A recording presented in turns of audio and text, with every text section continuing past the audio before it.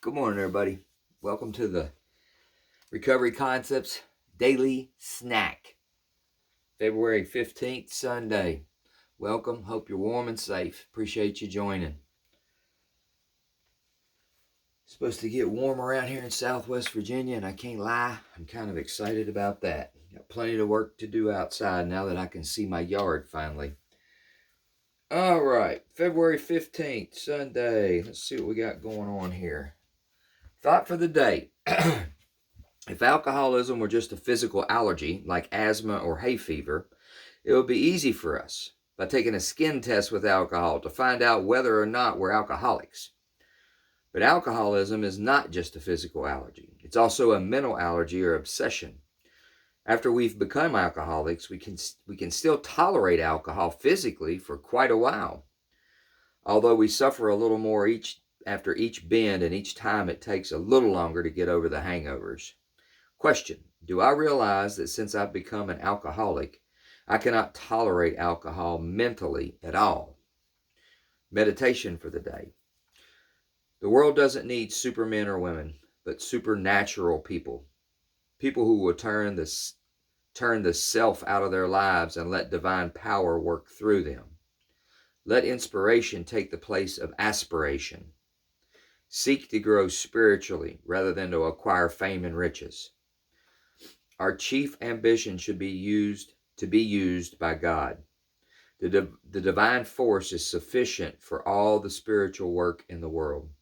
God only needs the instruments for his use. His instruments can remake the world. Prayer for the day. I pray that I may be an instrument of the divine power. I pray that I may do my share in remaking the world. Wow, okay. This talks about alcoholism. If it was just a physical allergy, it would be easy for us to understand that we have it or we don't, because a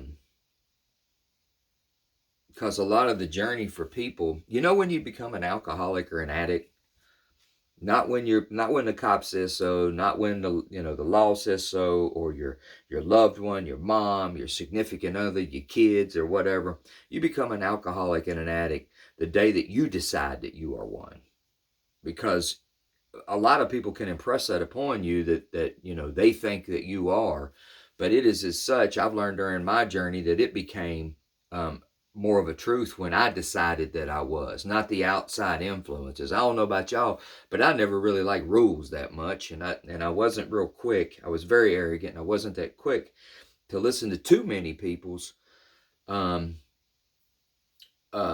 on things and thought process. I was much more apt to give instruction than to get it. And I'm not proud for that, but that's just the way that it was. I was my granny used to tell me when I was a kid, you can't get nothing in a full cup, boy.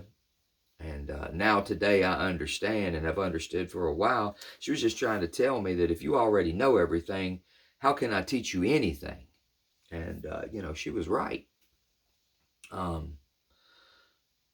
Alcoholism is a mental allergy or obsession. After we become alcoholics, we can still tolerate it physically for quite a while. For me, alcoholism was cute. Alcohol, the drinking and the drugging and the high tolerance that I had for such substances was kind of a moniker. It was a banner. It was something that I wore proudly when I was a kid. Man, that shit was funny when we was in school. High school and you know, early 20s or whatever, Chris can drink a case of beer and run up the street on his hands, everybody, that was all funny and everything, and I could bounce out of bed and go do whatever it was I need to do and be mostly responsible, almost fully functional to the level I was able to be, without much, it wasn't problematic at that point yet. It was no secret to me that I could ingest and function, if you will, with high levels of alcohol and recreational drugs.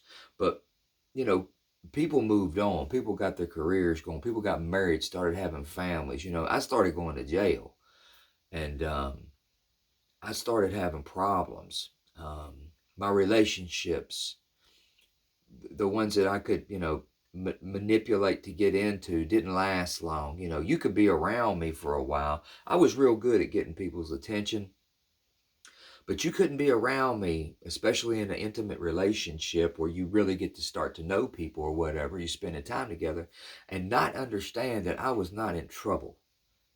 You could not understand that I was not in trouble. Um, and I'd laugh it off.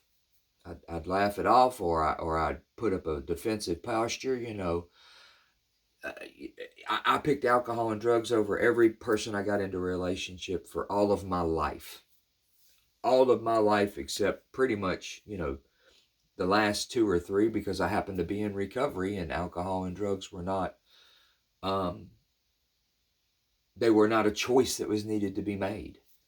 That's a whole different way to live. So, the trick for me, again, goes back to yesterday. I've got to keep the first drink and drug out, or the rest of it just comes barreling in like a tsunami. If I let one in, everything comes back.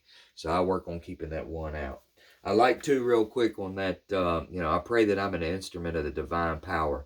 I used to feel weird about talking about what's happened to me from the stance of, who the hell am I? I got it all wrong for so long. But I've come to find out that makes me relatable to a lot of people. And there's validity in people that go to school and get all the knowledge and read all the books and understand the disease at a medical and clinical level that I do not. But there is also value in me when I am moving around, speaking on what happened to me, how it is now, and as I concentrate on the middle piece and the how it was piece is what's relative to a lot of the individuals I find myself around these days. And there is high value in that, because they cannot spend time with me these days. And we have conversations and we talk about stuff, especially in my groups, to where they don't understand this is something Chris has lived.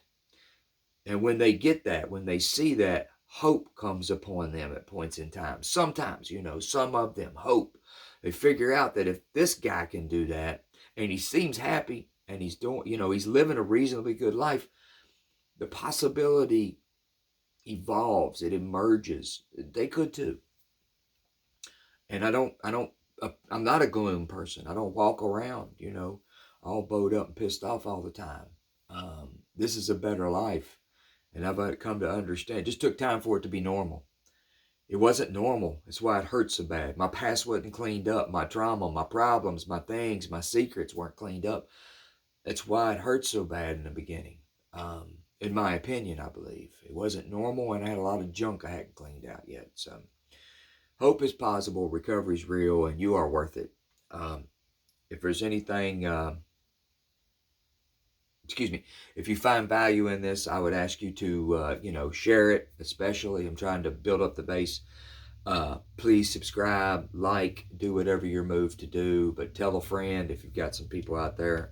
I would appreciate it. And if nothing else, I am absolutely glad that you're here. Don't get it wrong. Thank you so much for joining. Y'all get some good rest, some good food, some good meals today, maybe hopefully with family if we're lucky or whatever, and come back and see me again Monday morning. We'll be getting after it bright and early Monday. Have a blessed day, stay warm and safe, and thank you again for joining me. Bye-bye.